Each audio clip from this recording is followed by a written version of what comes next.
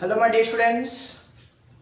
So students, in the previous lecture we have discussed the applications of the dimensional analysis.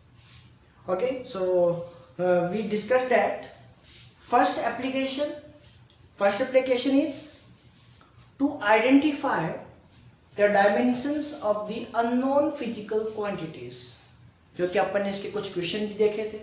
ठीक है. Now the second application is to find the correctness of the equation, जिसके भी अपन ने कुछ question देखे थे. Okay, and the next is to find या फिर we can say the conversion of the physical quantities from one system to another system. ठीक है. And we have also discussed the some questions based on this third topic. Okay, we can say third application. So just now, what is the fourth application? We can say fourth application is the dimensional analysis is used to find the relation between the physical quantities. समझ आ रही बात? जो physical quantity उनके बीच में क्या find out करना, relation find out करना. इसको अगर अपन दूसरी फॉर्म में बोले, we can also find the expression of any formula. समझ आ रही बात? अपन क्या कर सकते हैं, किसी भी क्वांटिटी का फॉर्मूला, उसकी एक्सप्रेशन फाइंड आउट कर सकते हैं by using dimensional analysis. Okay students, so the fourth point क्या है अपने पास? To find the relation between the physical quantities और to find the expression of any physical quantity. ये तो आप समझ गए होंगे मेरे हिसाब से. चलो कुछ क्वेश्चन देख ले इसके ऊपर बेस्ट. ओके, तो फर्स्ट क्वेश्चन अगर अपन बात करें, सपोज जैसे आपने ऑब्वियसली 9th क्लास में पढ़ा भी है इसके बारे में, F = ma. इसके अलावा आपने इसके बारे में वैसे 10th क्लास में भी देखा होगा, ऑब्वियसली देखा होगा. भाई ये तो फॉर्मूला ऐसा है जो हर जगह काम में आता है. F = ma. क्या अपन इसी को सॉल्व कर सकते हैं इसके अंदर एग्जांपल लेके? बिल्कुल कर सकते हैं. तो अगर मैं यहाँ पे आपको बोलूं, सपोज क्वेश्चन आपको गिवन है, the force F is applied on any object.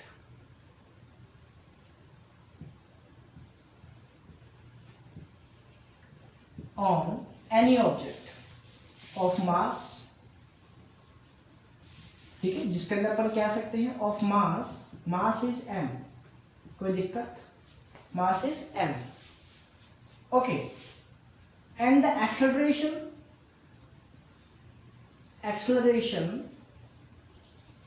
of object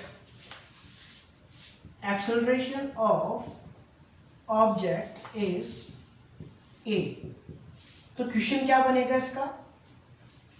find relation of F with M and A. या तो ये क्वेश्चन बनेगा, या फिर सीधा सीधा बोल सकता है find the expression of the force F. इस फोर्स F का एक्सप्रेशन क्या होगा? तो दोनों ही सेम है, कोई दिक्कत नहीं. तो अगर इस क्वेश्चन को आपको सोल्व करना है तो आपको क्या करना पड़ेगा? पहले एज्यूम करना पड़ेगा. We have to assume that force is related to the M, okay, and A. भी दो ही टर्म है अपने पास, तो इन दोनों से ये क्या करता है, रिलेट करता है. ये अपन को एज्यूम करना है. तो अपन क्या बोल सकते हैं? The F, let F is directly proportional to M. ये M से डायरेक्टली प्रोपोर्शनल तो है, लेकिन कैसे है भाई? कुछ स्क्वायर आएगा या क्यूब आएगा या डिवाइड में होगा या कैसे होगा, वो अपन को पता नहीं. तो अपन यहाँ पे क्या मान लेते हैं? Let the power is x. Okay, force is directly proportional to M power x. कोई दिक्कत? सेम टू सेम अपन बोल सकते हैं F is directly proportional to A power y. कोई दिक्कत? कंबाइन कर दें. So F is directly proportional to mx ay. बोलो कोई दिक्कत? Now we can remove the proportional, so we will find that there is a constant. यहाँ पे अपन को क्या मिलेगा बताओ? Constant k. Okay, and this is the mx ay. बोलो यहाँ तक कोई दिक्कत है? अच्छा, now what will be the dimensional formula of F? जानते हैं अपन? Yes. So let's compare, because this is the complete equation. This is the one term and this is one term. तो ये complete equation है. क्या अपन जानते हैं equation के अंदर अपने पास डायमेंशनल फॉर्मूला सेम होता है? पता है अपन को. So we can say dimensional formula of या dimensions of F is equal to dimensions of K M X A Y. बोलो यहाँ तक कोई दिक्कत ना? Put this value. डायमेंशन कितना होगा बताओ एफ का? भाई पता होना चाहिए। This is the m1 L1 t minus 2। Okay students, now dimension of k। भाई k क्या है? Constant value. k is the constant, कोई इसका डायमेंशन नहीं होगा। Now this is the mx and ay। तो अगर मैं बोलूं m mass, this is the 1, okay, and this is x।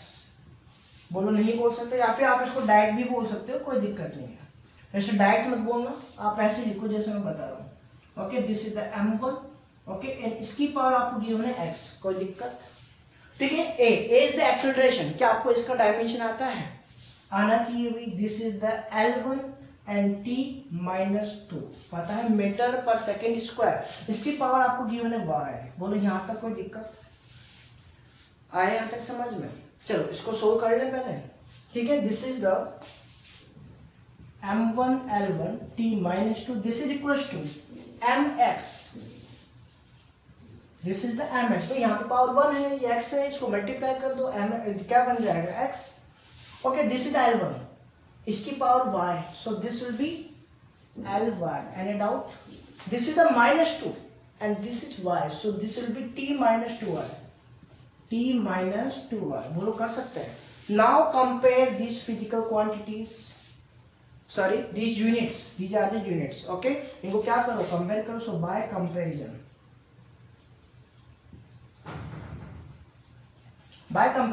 okay, we can say the m1 is equals to mx। बताओ होगा क्या ऐसा? क्यों? क्योंकि अपन जानते हैं ये इक्वेशन थी, और इक्वेशन के लिए डायमेंशनल फॉर्मूले क्या होते हैं? सेम होते हैं। ओके, डायमेंशंस जो होंगे वो क्या होंगे? सेम। ओके, सो m किसके इक्वल होगा? जिसके। Okay, so this is the x। बताओ बेस सेम है, if the basis are same then the power will be same. So x की वैल्यू बताओ क्या आ गई? 1। यहाँ तक कोई दिक्कत? Okay, now this is the L1, okay, and this is Ly। Compare करेंगे अपन। This is the L1 is equal to Ly, so again base same, so y is equal to 1। बोलो कोई दिक्कत है? कोई दिक्कत है यहाँ तक? वैसे तो अपन जानते हैं भाई, अपन को ये दोनों ही तो चाहिए, इसके अलावा कुछ चाहिए क्या? नहीं चाहिए। ओके, ये भी y है, देखो इसको सोल्व करके तो सेम वैल्यू आनी है वैसे तो। t minus 2 is equal to t minus 2y, so we can say minus 2 is equal to minus 2y। So इसको इधर लेके जाओगे, minus 2 upon minus 2 will be 1। Okay, so y is equal to 1। बोलो यहाँ तक कोई दिक्कत है? मतलब इसकी जरूरत नहीं थी वैसे अपन को, है ना, इसकी जरूरत नहीं है, नीड नहीं है इसकी। ओके, सो यहाँ पे x और y की वैल्यू बताओ क्या आ गई? 1 1। समझ में आ गया? Now put this value in this equation. यही अपने पास इक्वेशन थी, बस इसमें क्या कर दो? पुट कर दो। ओके, तो अपन क्या कर सकते हैं? पुट कर सकते हैं। हटा दो इसको।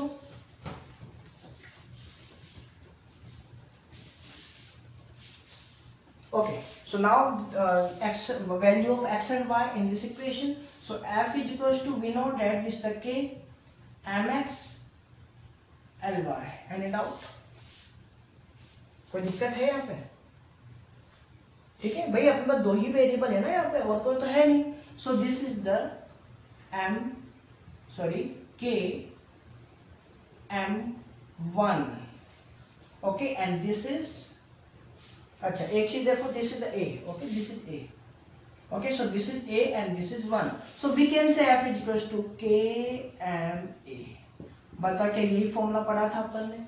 अच्छा, अब यहाँ पे बात आती है k की, तो वैसे तो आपके लिए आंसर यही रहेगा, आपको यहीं तक छोड़ना है इसको, इसके आगे आपको सोल्व नहीं करना। बट बाय एक्सपेरिमेंटली जो वैल्यू आई k की, एक्सपेरिमेंटली है भाई, ध्यान रख लेना, एक्सपेरिमेंट हुआ उसके बाद ही वैल्यू आई, तो अपन बोल सकते हैं by experimentally k is equals to 1, so the formula is equals to f is equals to ma। बोलो कोई दिक्कत यहाँ तक? तो यही फॉर्मूला आता है शायद अपने पास। ओके, तो अपने रिलेशन निकाल लिया। देखो ये डायरेक्टली प्रोपोर्शनल पावर 1 के साथ, ये डायरेक्टली प्रोपोर्शनल पावर 1 के साथ। ओके, या फिर अगर मैं बोलूँ फॉर्मूला, तो ये फॉर्मूला आ चुका है। Okay, so this is the method, this is the very easy method. Okay, चलो नेक्स्ट क्वेश्चन देखते हैं।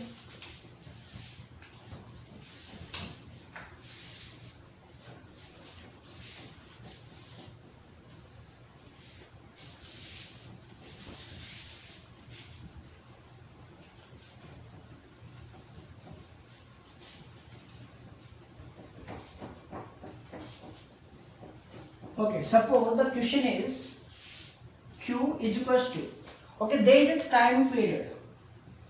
The time period of a pendulum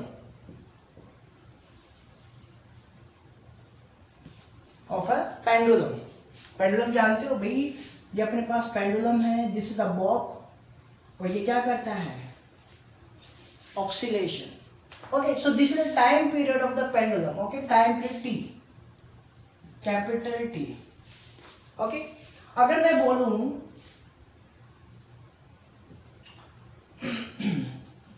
the time period of a pendulum, the mass m, या फिर ऐसे लिख दो m is mass of bob. This is the bob. Okay, इसका मास आपको पता है, this is the m. Okay, आपको यहां पे गिवन है l is the length, l is length of strings, या जो भी अपने पास दूसरे स्ट्रिंग एंड इसकी लेंथ आपको गिवन है, दिस इज l. कोई दिक्कत यहां तक? अगर मैं यहां पे बोलूं next, g is the gravity या acceleration due to gravity, we can say acceleration due to gravity, बोल सकते हैं. Okay, then find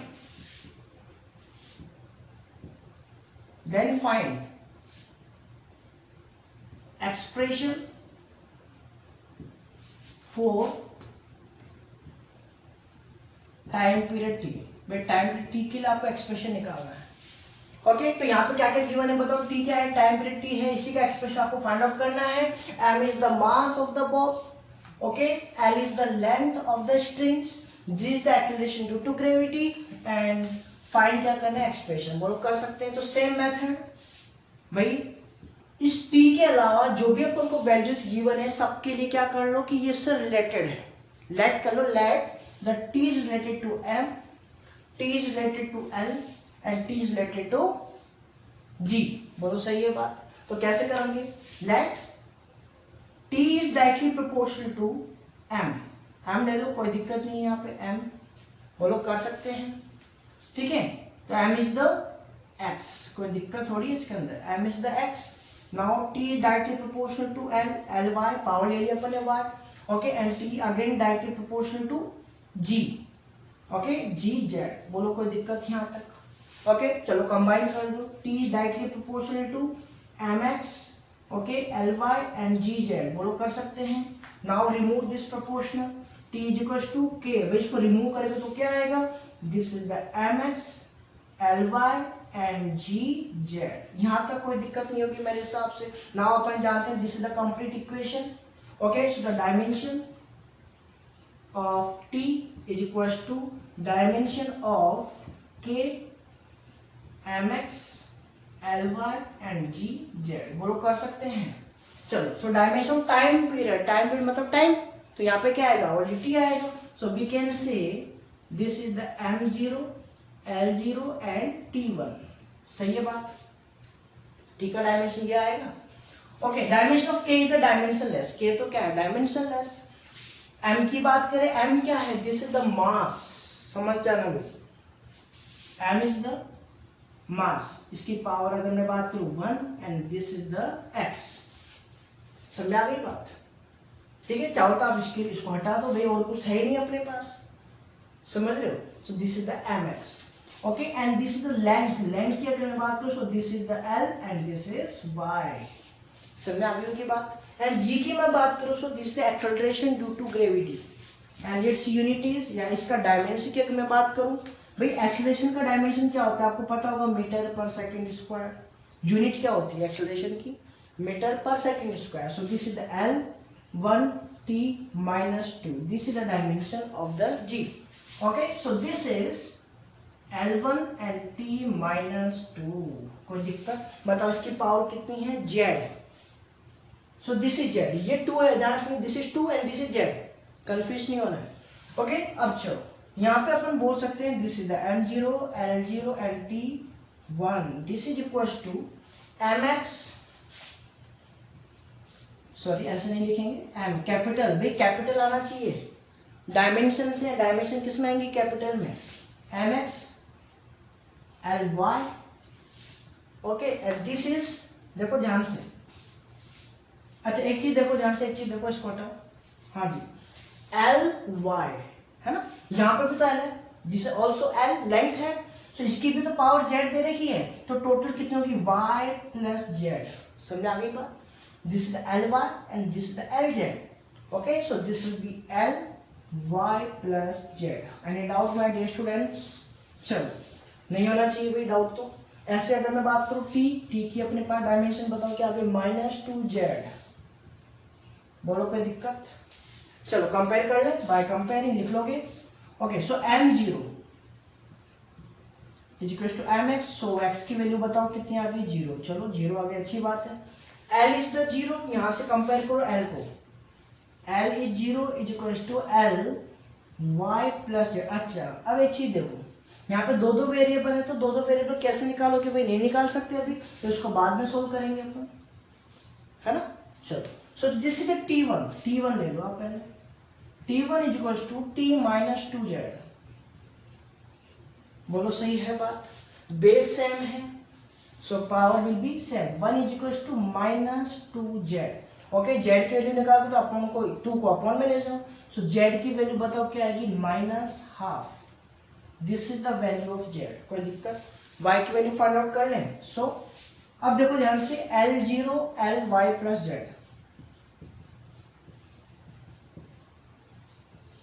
sorry this is the power 0, y की वैल्यू अपन को पता नहीं है, okay, so we have to find this, and z is -12, okay, plus minus minus, इसको लेफ्ट हैंड साइड में लेके जाओगे, then this will become y is equal to half, कोई दिक्कत, आगे तीनों value, now put these values in this equation,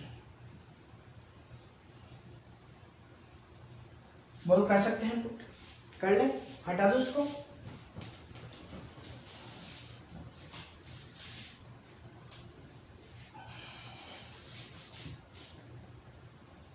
okay, सो भाई अपन जानते हैं t इक्वल्स टू अपने पास क्या था, k mx sorry ly and gz, okay, so t equals to this is the k, m अपन को पता है m है, लेकिन पावर x कितनी है बताओ, पावर x इज द 0, भाई x क्या हो गया 0 हो गया, okay, this is the l की पावर y की वैल्यू कितनी है half, this is the half power, this is z की वैल्यू बताओ -12, सो this is the -12, any doubt, अच्छा m की वैल्यू 0 का मतलब 1, भाई किसी भी वैल्यू की अगर पावर 0 है तो इसकी वैल्यू कितनी होती है 1, तो इसको तो हटा दे अपन, ये क्या बन जाएगा, दिस इज द k, इसकी वैल्यू 1, एंड यहाँ पे देखो ध्यान से l की पावर हाफ मतलब रूट, l की पावर हाफ का मतलब क्या होगा, रूट l, कोई दिक्कत, okay, so this will be root l, अच्छा यहाँ देखो ध्यान से, this is g minus half, अच्छा अगर मुझे इसको पॉजिटिव बनाना है तो मैं क्या करूंगा बताओ, this is the 1/g half, सही बात है, अब आपको ये भी पता होना चाहिए हाफ का मतलब root, so this is the 1/√g, कोई दिक्कत, वैल्यू पुट कर दूं, दिस इज द 1/√g, अगर मैं इसको कंबाइन करूं तो क्या बनेगा, देखो t is equal to k root l upon, combine में ले लूं मैं इसको, this is the root l upon g, this is the formula of the time period, ये तो आपके लिए हो गया कि आपको यहीं तक छोड़ देना है इसको, अगर मैं आपको इसकी वैल्यू बताऊं k की, by experimentally, okay, by experiment k is equal to 2 pi, k क्या होता है अपने पास 2 पाई होता है, समझ में आ गई बात, तो यहां से अपन बोल सकते हैं t is equal to 2 pi root l upon g, and this is the correct formula of the time period, समझ गए, तो यही अपन क्या करने वाले हैं, डिराइव करने वाले 11th क्लास में, ठीक है, तो देखते हैं अभी क्या कब करते हैं, तो यहां तक कर सकते हैं अपन क्वेश्चन, चलो नेक्स्ट क्वेश्चन दूं मैं आपको,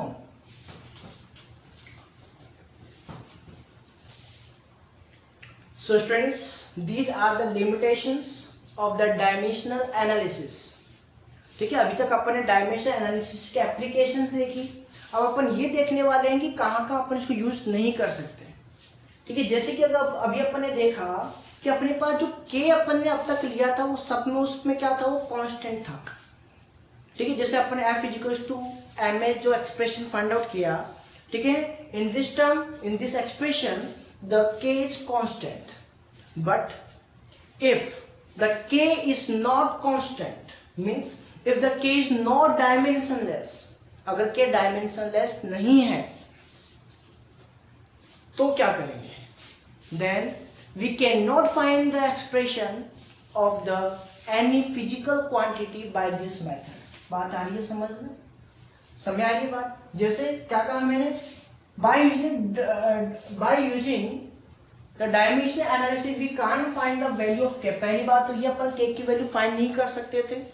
जैसे अभी तक मैंने आपको बताया, टाइम पीरियड अपन ने निकाला था t equals to 2 pi root L upon G, तो इसमें t 2 पाई आपको पता ही नहीं थी, पता थोड़ी थी, ये तो एक्सपेरिमेंटली पता चली।